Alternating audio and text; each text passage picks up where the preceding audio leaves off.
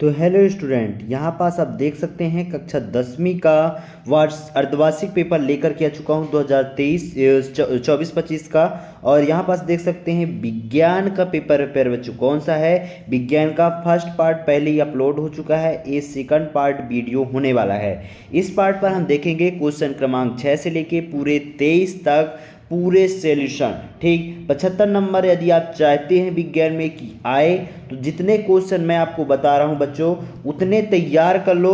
आपके 75 नंबर यानी 70 नंबर तो भी मिल जाएगा। 5 नंबर आप कहीं पास गलती करते हैं तो कट जाएगा, लेकिन 70 नंबर आप बड़े आराम से अपने विज्ञान सब्जेक्ट में लेकर के आएंगे। इनके आंसर, ऑब्जेक्टिव के आंसर पूरे बता दिए थे हमने, और इसके बाद मैं क्वेश्चन क्रमांक 6 से पूरे लास्ट तक के आंसर बताऊंगा।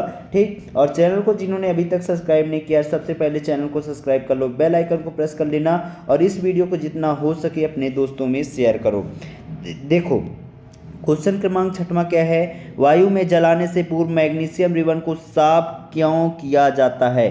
2 नंबर का क्वेश्चन है, अति महत्वपूर्ण प्रश्न है प्यारे बच्चों।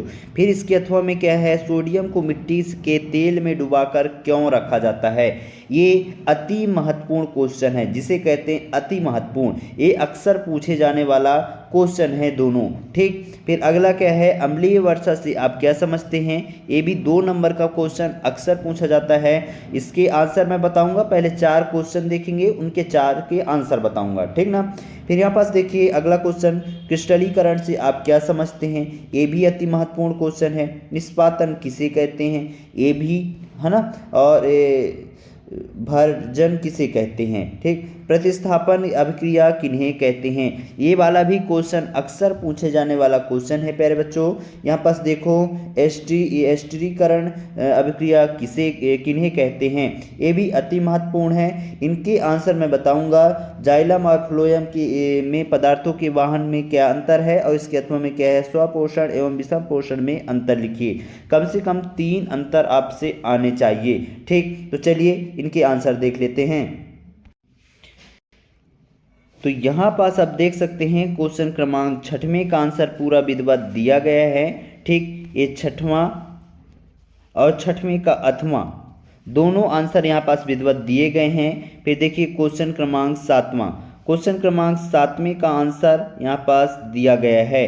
ठीक, क्वेश्चन क्रमांक 8वां, निष्पादन किसे कहते हैं, ये है। और भर्जन वाला उसकी अथवा में जो था भर्जन के बारे में, तो भर्जन वाले का आंसर ये है। ठीक, क्वेश्चन क्रमांक 9वां, ठीक, अभिक्रियाएं कहलाती हैं प्रतिस्थापन अभिक्रिया, और उसका उदाहरण विधिवत दिया गया है।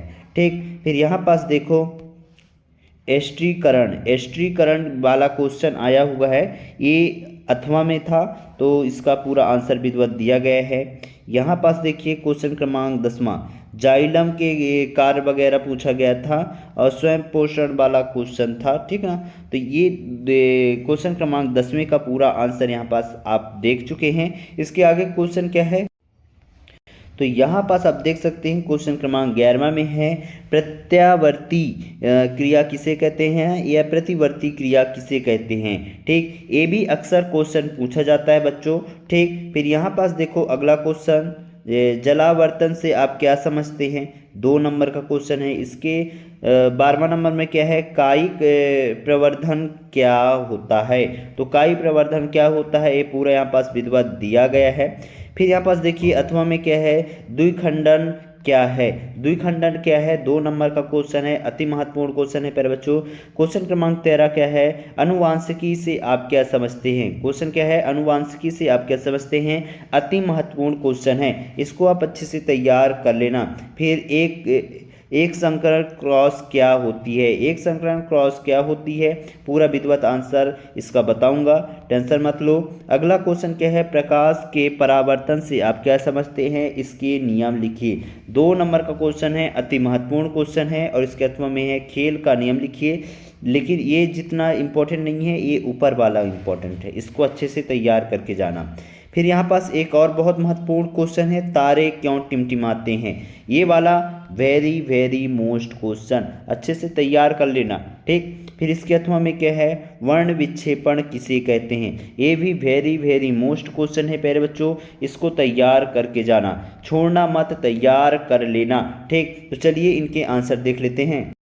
तो यहाँ पास आप देख सकते हैं क्वेश्चन क्रमांक 11वां वाला कि प्रत्यावर्ती क्रिया किसे कहते हैं, है ना। तो उसका उत्तर फिर उसके अथवा में है जली पौधे के वाला क्वेश्चन था, तो ये आंसर। फिर यहाँ पास देखिए क्वेश्चन क्रमांक 12वां में क्या है, अलैंगिक या कायिकी प्रवर्धन वाला क्वेश्चन था, तो इसका आंसर पूरा विधिवत यहाँ पास दिया गया है।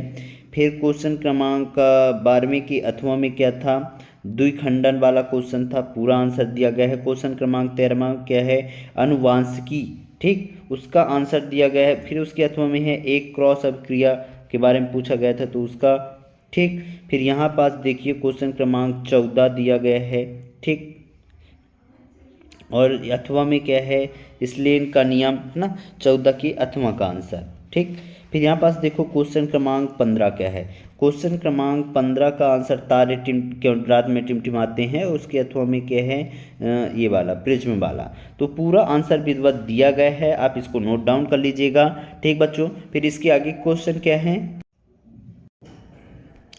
क्वेश्चन क्रमांक 16 में क्या है, विद्युत धारा के मात्रक की परिभाषा लिखना है, ये भी अति महत्वपूर्ण है। और इसके अथवा में है किसी चालक का प्रतिरोध किन किन कारकों पर निर्भर करता है। कारक वाला क्वेश्चन हमेशा पूछा जाता है, इसलिए कहता हूँ अच्छे से तैयार कर लेना। अगला क्या है, ग्लोबिन वार्मिन के कोई दो कारण लिखिए, 3 नंबर का क्वेश्चन है। और इसके अथवा में है ग्रीन हाउस प्रभाव क्या है समझाइए। तो ग्रीन हाउस प्रभाव भी अक्सर पूछे जाने वाला क्वेश्चन है बच्चों, इसलिए इनको तैयार करके रखना। क्या विस्थापन अभिक्रियाएं रेडॉक्स अभिक्रिया भी होती हैं, उदाहरण की सहायता से समझाइए। और इसके अथवा में क्या है, संतुलित रासायनिक समीकरण क्या है, रासायनिक समीकरण को संतुलित करना क्यों आवश्यक होता है।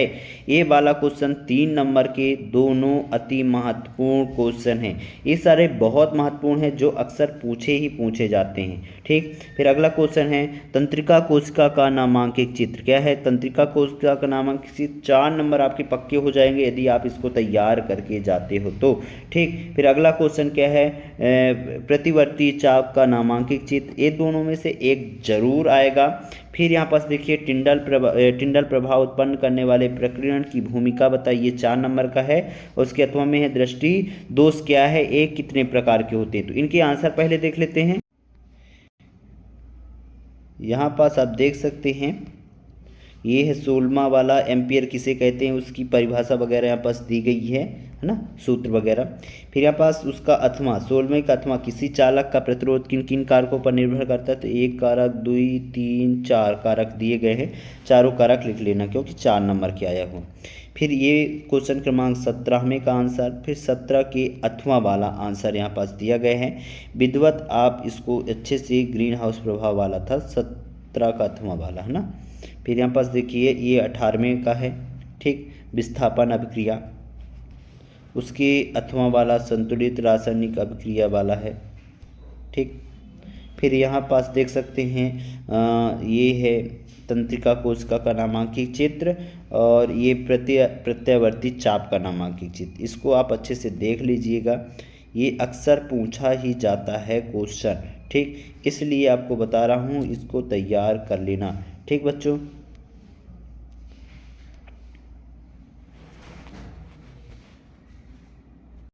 इन दोनों चित्रों को अच्छे से समझ लेना। फिर ये क्वेश्चन क्रमांक 20 का आंसर है टिंडल प्रभाव, और ये वाला नेत्र वाला। तो ये क्वेश्चन को अच्छे से तैयार करके जाना, ठीक। फिर यहाँ पास देखिए क्वेश्चन क्रमांक 21वां में क्या है, प्लास्टर ऑफ पेरिस के कोई 4 उपयोग बताइए, 4 नंबर का क्वेश्चन है। और इसके अथवा में अम्ल एवं क्षार में कोई 4 अंतर लिखिए, ये भी 4 नंबर का क्वेश्चन है, अच्छे से तैयार कर लेना। धमनी एवं सिरा में अंतर स्पष्ट कीजिए, 4 नंबर का क्वेश्चन है प्यारे बच्चों, तैयार करके जाना। फिर अगला है स्टोमेटा का नामांकित चित्र बनाना है, और 23वें में क्या है, निम्नलिखित को परिभाषित करना है, ध्रुव को, ठीक, लेंस का मुख्य प्रकाशिक केंद्र, वक्रता केंद्र, ये सारी चीज़ें। और अंकित क्वेश्चन पूछा गया है, इसको आप अच्छे से लिख लेना। इसके आंसर देख लेते हैं।